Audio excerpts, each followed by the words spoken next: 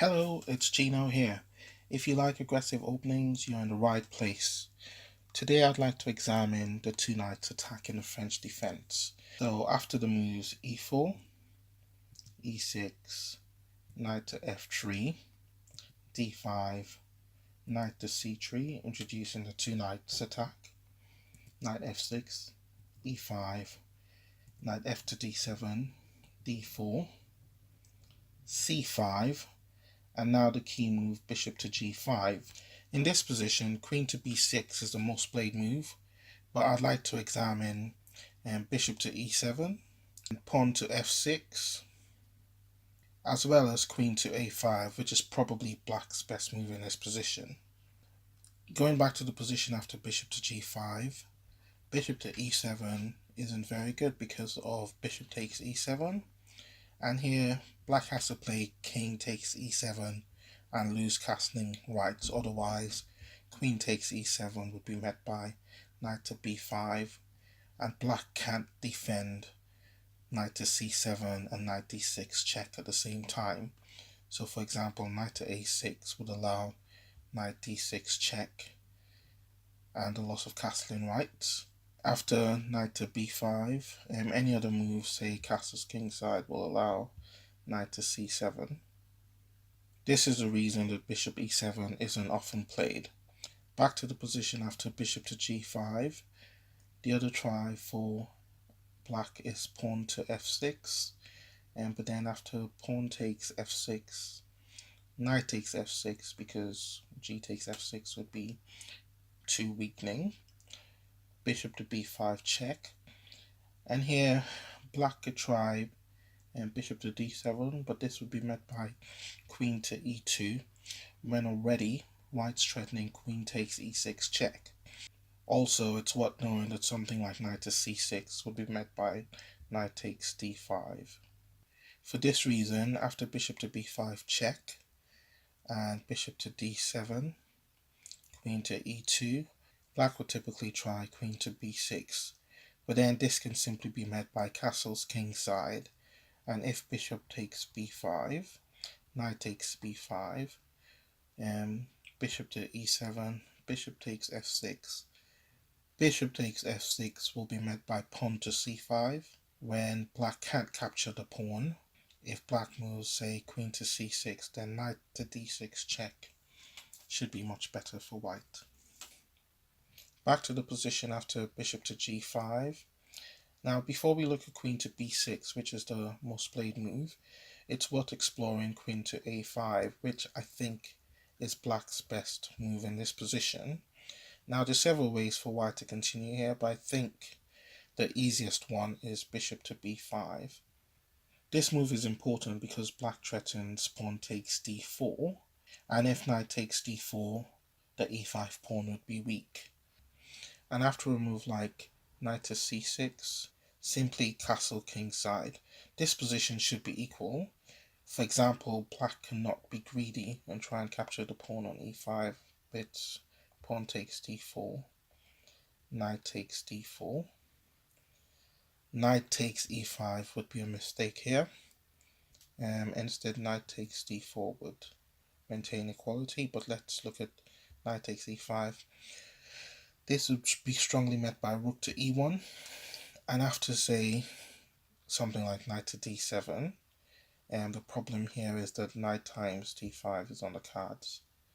And also, if we go back to the position after knight takes e5, rook to e1, and black could perhaps try f6 to defend the knight, but this would be met by a simple combination rook takes e5, and after pawn takes e5, knight takes c6, b takes c6, bishop takes c6, when white should win.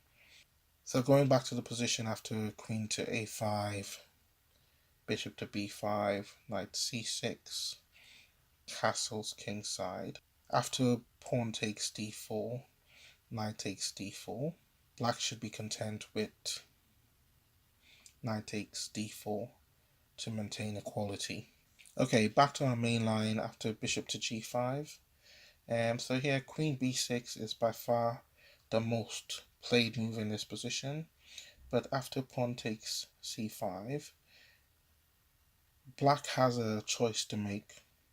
Bishop takes c5 is our main line, but before we look at the main line, let's see what happens if black gets greedy and captures on b2. And queen takes b2 would be bad in this position because of the move knight to b5, and threatening a knight check on c7. And if queen to b4 check, c3 would put a question to the queen, either to capture on c5 or go to a5. Now queen a5 would be met by a brilliant move, queen to a4. The point being that queen takes a4 would allow knight to c7 check and mate. Hence, after c3, instead of queen to a5, black would usually play queen takes c5. But then this can be met by bishop to e3, and we see the black queen is running out of squares. Queen to c6 is the only square where the black queen keeps control of the c7 square. But then after a move like knight f to d4, black's obviously run out of squares because queen to b6 will be met by knight takes e6, which is crushing. Note the queen can't capture the knight because of knight to c7 check and capture the queen next. So back to the position after pawn takes d5. Bishop takes c5 is the key move in this position. And now queen to d2. Here I think this is a really critical position in this whole variation. Black has a couple of tries here, and the most promising probably being knight c6, where black should have at least an equal position. I'd like to point out, however, that in this position, queen takes b2 is still not possible for black because it would be met by rook to b1, when the queen would have to move, and queen to a3 would be the only square for the queen. But after knight b5, we see there's a threat of a knight to c7 check and the capture of the queen on a3. And after something like queen takes a2, because queen to a5 isn't possible, white would go knight to d7 check. And after king f8, white would have time to play rook to c1, with knight takes the rook on a8 to come. Back to our critical position after queen to d2. The main move here for black is knight to c6. Although bishop takes f2 check, our main line, has been played more often. Now I think knight c6 is the line that white has to study in detail if he's to play this variation. As we'll see in some of the resulting lines, white would lose a pawn for some compensation. For example, after knight to c6, castle's queen side is white's most popular try. And now black has two options. Knight takes e5 is one of them. And if knight takes e5, knight takes e5, knight a4, and after something like queen to c7, knight takes c5, queen takes c5, bishop e3, queen to c7, f4, knight to c6. We see here that black is a pawn up, but white has the two bishop more actively placed pieces. The engines give this position as equal, but it's worth studying in some detail if you're to play this line. After all, a pawn's a pawn.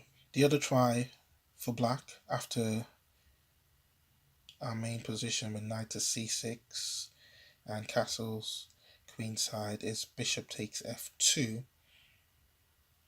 Now in this position, I recommend knight to a4, and after something like queen to b4, queen takes f2, queen takes a4, and a3. Now this position can be assessed as equal if black simply castles king side. However, let's see what happens if black decides to be greedy and tries to grab a second pawn. So for example, if black goes knight takes e5, this would be met by knight takes e5, and after knight takes e5, queen to c5, this threatens mate on e7, as well as bishop to b5, and would be crushing for white. Going back to the position after a3, instead of capturing on e5, black can simply castle kingside. But after a move like queen to g3, we see that white's threatening bishop to h6 already. So black would typically meet this with f6, and after pawn takes f6, knight takes f6, bishop to d3, bishop to d7. The computers give this as an equal position. If we take stock for a minute, we see that white has got the bishop pair, control of the e5 square, and the open e and f files for the rooks. On the other hand, black has an extra pawn, but has a weakness on the e5, d6, and c7 squares. This should be a dynamically equal position, but worth studying in a bit more detail. Going back to the critical position after queen to d2. Now our main line here, and it's the move which has been played a lot more often than all the other tries, knight c6, which we've just looked at for example. And the move is bishop takes f2 check. Now the point here is that after queen takes f2, queen takes b2 would be threatening the knight and the rook at the same time. But white has a surprising move in this position, and I think it's a key move that gives white an advantage here, which is king to d2, defending the knight. Now queen takes a1 has to be played, otherwise black would be a piece down. But another surprising move, bishop to b5, and we see already that the black queen has run out of squares. So queen takes h1 is called for. Going back a move, queen to b2 would be simply met by queen to c5, threatening mate in 1. Now after bishop to b5 and queen takes h1, queen to c5, we see that move again, threatens mate in 1. And black is in a difficult position. For example, after queen takes g2 check and king to c1, black needs to try and stop the checkmate on e7. f6 doesn't help in this position because after pawn takes f6, the threat's still there, and knight c6 will be met by bishop takes c6, which will be crushing for white. After queen to c5, queen takes g2 check, king to c1, black often tries knight to c6, but again after bishop takes c6, we see the threat of checkmate still there, so white is forced to capture the bishop on g5, and after knight to g5, pawn to c6, queen takes c6, threatening the rook on a8, rook to b8. White has two main continuations here, knight takes d5, but my preference and the main line here is knight takes e6. Knight takes e6 will be met by pawn takes e6, and after queen takes e6 check, black has two moves. King to f8 would be bad because knight takes d5 threatens mate already, with queen e7 check and queen e8. So black has to return some material with something like bishop to b7. But again, after queen to d6 check, king to f7 only move, as king to e8 would be met by queen to e7 mate. Queen takes d7 check, king to g8. The simple e6 threatens mate in 1. Black can play h5 and continue fighting on, but if you analyze this position yourself, you'll find white has a caution attack.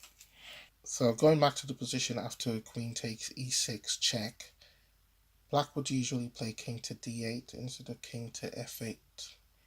Now this would be met by queen takes d5, and already we see there's a threat of pawn to e6 to win back a knight.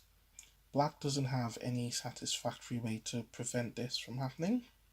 For example, king to c7 will be met by queen to d6 check, and after king to b7, knight to b5 with a strong threat of queen to c7 check, and with a strong attack.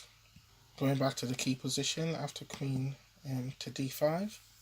If we play black's most stubborn defense, which is rook to f8, and we just continue with pawn to e6, and after say something like rook to f1 check, king to d2, rook to f2 check, king to e1, rook to f6, pawn takes d7, bishop takes d7, queen to g8 check would be really strong for white, because after something like bishop to e8, queen takes g7 would win some more material for white.